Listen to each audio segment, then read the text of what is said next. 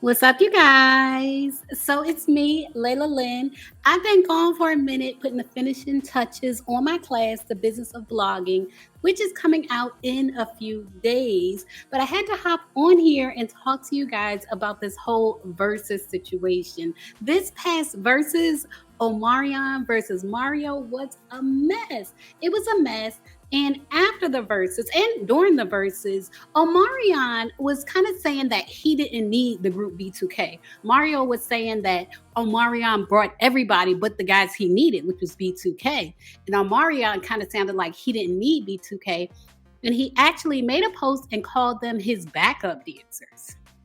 So now J Boog is responding to Omarion calling him a backup dancer. But first, let's get into exactly what Omarion said, and then we'll get into all the tea, because it's a lot of tea that J Boog spilled.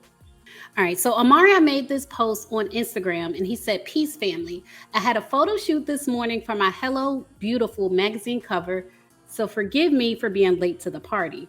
I want to take a moment to thank everyone for tuning into Versus last night.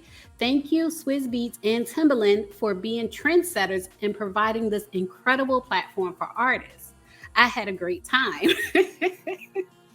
It ain't look like it. He said, "Streams going up, by the way.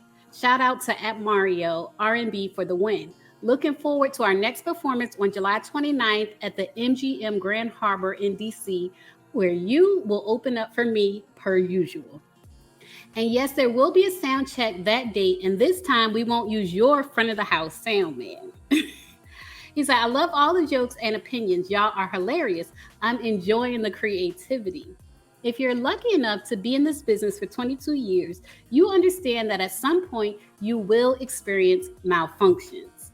It comes with being an artist and making yourself vulnerable to the world. But to my three background dancers, I'm not surprised because this is how y'all always been, even while in the group, praying for my downfall. Well, keep praying because I'm overbooked and busy. Meanwhile, y'all got to get a job other than hating on O. I heard UPS is hiring." And so, in the tea that you're about to get, that is what J Boog is responding to when he called them his backup dancers. J Boog just made a post on Instagram not that long ago, and he said in the caption, he said, "I'll just leave this here. The lies and BS stops here. No post will be made after this. Just a little truth for those who want to know the real. At Omarion." And in it, this is like a whole story that he wrote. But he said, "It's sad when you see ones you grew up with, but also you grew up, turn out the way they do. The wise lead the future wizards. I'll be that, the wise one. You shouldn't have been in a rush to skip class. Now you're a fifth year senior playing ball with a GPA of 2.3, barely passing. If this don't work, LOL. Remember the kids you clown for not having the fashion, but at the award ceremony in school, they were the ones winning principal's honor roll. Yeah, you were cool then, but they were focused. That's probably going to be your boss in the future. It probably sucks to be a slave to something you gave your life to but never mastered. Now you stuck in this with no options to be on top, and now your view is from the bottom looking up." So he's given kind of like an analogy to start with. And he said, "You're on the bottom looking up, admiring your spot you once held, not able to conquer it ever again. Time spent in a selfish mindset, not valuing the gems right next to you. Learning from nothing, earning no knowledge from the geniuses amongst you. At night, I know you wonder to yourself, what am I doing wrong? To not accept the blessing that was put into your life, a life that me and you know you were living, you're ungrateful. Fame is a hell of a drug. I know when we were together as a group, you wanted to be the most famous, aka the most favorite, but that wasn't the case. Fizz and Boog were the favorites, and you couldn't understand that because you sung all the leads by old school group design. But the guy who only talked on the track and in interviews, me, and the other guy who rapped on our singles, Fizz, were getting more love than you. That's not my fault. But I never was mad that I could sing on your level but never got a chance. I was just a young boy from Compton, happy to be a part of the group and out of my situation. I was always more of a talent than how I was used, but yet I'm still grateful. I was a part of a machine. You give off the impression as if you've done me a favor. Shall I take you back to when, because of your vocal, we visited every record label in the business and was turned down twice? You was singing in the background for a minute when Max Goose brought in another lead singer to try and make the record sound better to help him try and get us the deal. So there was going to be a whole different lead singer in B2K because they weren't getting deals with Omarion singing lead. So keep that in mind when you hear the tea that he's about to spill. And he says, when that happened, who stood for you? We did. And we went to management and said, we rolling with, oh, we not bringing nobody else in. And we stood by your side when we were told if we didn't get a deal on our next meeting, we were getting dropped. Now let's think about those odds per the history of our other meetings. This thing we call B2K was never the Omarion show. It was more like a circus, and each guy brought a special attraction, and collectively, it was fun to watch.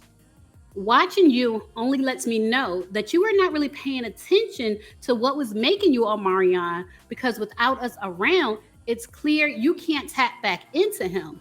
You look lost, almost like you looking for us to feed off of. He said you were never a solo artist. You are a fame hog, and that got the best of you. The fact that everyone wasn't screaming Omarion drove you crazy because you were giving it all you had. LMAO. Standing next to us was really hard for you, so you took your opportunity to leave and only be seen by yourself. So if anybody showed up, even if it was 5 people, they were there to see you. To be a part of a brand that is bigger than you is hard for you to accept, but one who tears down his own work is a poisoned individual. To call me a background dancer is funny. Shall we discuss the truth behind how those records were really made? So this is the tea. This is why Omarion didn't sound like the record at the Versus last night. He said, I was there and you were not in the booth for a lot of the vocals that were put on those songs. From your lead vocal not fully being you. Listen to that first album.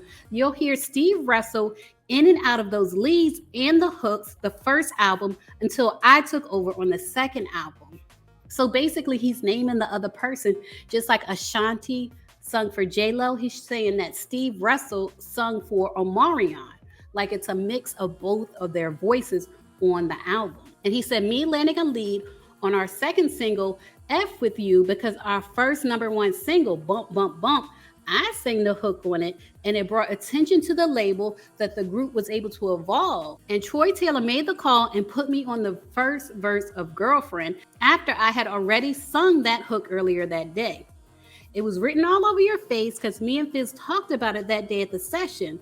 I was already more loved in the group by the fans, and now I had a lead. You knew it was a wrap for you. It didn't help that Fizz was most popular and the label had already gave him a solo deal before you ever had a conversation with them about one. Tell the truth when you try and lie to the people because the lack of their knowledge on this situation. Shall we talk about why you broke up the group originally? This is more to you guys. He says you were looking for a way out before anything ever happened. And because a chick you liked that didn't like you got smashed, you went and did the ultimate snake stuff. You took a bonding conversation amongst us boys that normally brought us closer and took the information and ratted us out. So I guess they had a conversation about the girl. Leave it in the comments if you want me to do a video about the girl that broke them up. But it sounds like they had a conversation about her where they were sharing secrets, and then Omarion took that conversation and ratted them out. It sounds like that's what he's saying. He said, we always thought those conversations were confidential, just between us, but you knew what you were doing. We had rules, no messing around on the road with a bunch of girls. We confided in you the mistakes we made, and you went home and told on us, getting us kicked out the house and breaking the group up. And this is, I believe, when he says kicked out the house, I believe is when they lived in a house together, from my understanding. And he says Omarion got them kicked out the house and broke the group up over a chick. He said, you knew that business was already shaky because of us wanting to renegotiate our deal. So you took that opportunity to throw us off the ship and take the boat. Got your mama a house and your brother a deal to turn your back on your boys. Same thing you did with the tour. You was broke in 2018 and made your debt from taking loans I got the recording of you begging me, literally begging me to sign my contract for the tour because I wasn't going. The money was not worth it. And he said, quote, come on, Boogie, just do it. Let's do it for our kids. Let's just get this money. And he said, yeah, that was you. And soon as the fire was back lit, you threw us off the ship and took off with the boat again. Funny thing is, every time you took off with the boat, you got jacked for it. Chris Brown took your career and Bow Wow just hooked your tour. SMFH. That's what happens when you try and use people as a launch pad. It's levels to this O, and I'm here to break it down for you. So all this stuff that happened to you probably makes sense to the world now on why it happened. You throw stones and hide your hands. I saw your wax show in the Millennium Tour too, kicking down our chairs. You didn't do that night we was on stage with you in LA though. LOL, y'all, slick comment on TMZ. You sneak post on the Shade Room, I am B2K.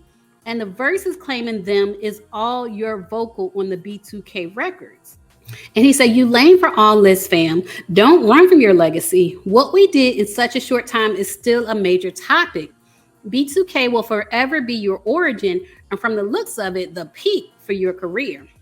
Omarion is a brand. I give you that, but it's not bigger than B2K, which is your brand as well. So stop the de-edification, okay, church word, the de-edification, and at least let it have life left for you when you come crawling back to it.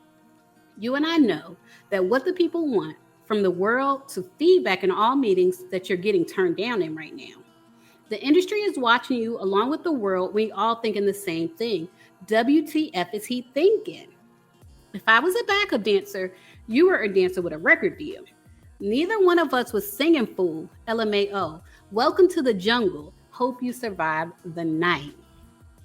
Wow, you guys. So J Boog really aired out Omarion. That's why Omarion didn't sound like the record when he was in the verses. And then he also exposed that it was a woman. They broke up the group over a woman. And basically, Omarion only comes back to the group when he needs money. I think that's the worst part. He only comes back to the group when he needs money. So you guys, leave a comment and let me know what you think of all this tea that J Boog spilled. He said he's not going to post again. This is all he has to say. So let me know what you think about what he said in the comments. As always, thanks for watching. Layla, Layla, Layla, tell us it all.